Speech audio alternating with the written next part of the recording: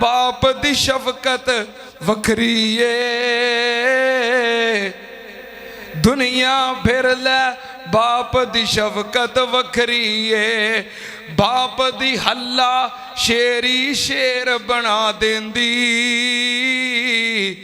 कंड ते थापी मार दलेर बना देंदी। रब दी कसमें ए लज्जत मुहब्बत वखरी है, दुनिया फिर ले बाप दी शफकत वखरी है। लोकी कहन ए ते प्यो दियां गालां ने, ए कमले की जानन क्यों दियां नालां ने। रब दी कसमें घूरियां दे विच भी लज्जत वखरी है, दुनिया फिर ले बाप दी शफकत वखरी है। अल्लाह मेरे भाइयों नू सैफ साहब, असद साहब, सुहेल साहब और इस तरह भाई अब्दुल रज़ाक दे बच्चे अब्दुल मनान साहब, उसामा साहब, अब्दुल रहमान साहब, अब्दुल हनान साहब, अल्लाह इन्हां सारिआं नू सब्र जमील अता फरमाए, सब्र दे बदले अजरे कसीर अता फरमाए।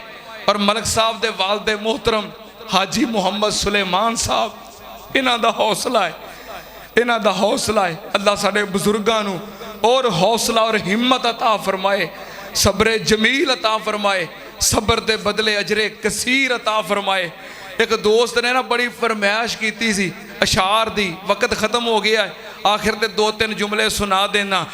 एक मुसाफिर था कुछ देर ठहरा यहाँ, अपनी मंजिल को आखिर रवाना हुआ।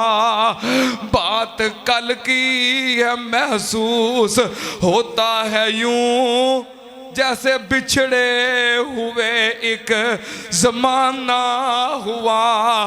कल तक था जो रौनके जिंदगी, आज उन्हीं रस्तों पे जनाजा चला। दीवारों दर रो दिए, बहरों पर रो दिए, जब कंधों पे चढ़ के रवाना हुआ। मैं कुर्बान जावा मौत हकीकते, अज असी जिन्हां नूं टोरदे पए आ, कल वक्त आउणा है साडी वारी आ जानी है। अज दा पैगाम और जान वालियां दी तरफों जो इबरत और नसीहत है कि साडे कोल वक्त है जे की करो, तैयारी करो, जान वालियां वास्ते दुआवां करो। अल्लाह बिलखसूस मलिक अब्दुल रशीद साहब राहिमाहुल्लाह, भाई अब्दुल रज़ाक साहब राहिमाहुल्लाह और तमाम दुनिया तो जान वाले, अल्लाह उन्हां दी मग़फ़िरत फरमा। अल्लाह सानू सारिआं नू उन्हां वास्ते दुआवां करन दी, अपने गुनाहां दी माफ़ी मंगन दी, ज़्यादा तो ज़्यादा नेकियां करन दी, आखिरत दी तैयारी करन दी, मौत वास्ते तैयार रहन दी अल्लाह तौफीक अता फरमा।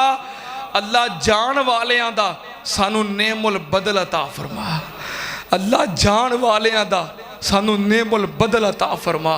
अल्लाहुम्मा जुरना फी मुसीबतिना वखलुफना खैरम मिनहा। अल्लाहुम्मा जुरना फी मुसीबतिना वखलुफना खैरम मिनहा। अल्लाहुम्मा जुरना फी मुसीबतिना वखलुफना खैरम मिनहा। अल्लाह सानू उन्हां दा नेमुल बदल अता फरमा। अल्लाह उन्हां दे बच्चियां दा, अहलो अयाल दा आप मुहाफिज और निगहबान बन जा। व आखिर दावाना अल्हम्दुलिल्लाहि रब्बिल आलमीन।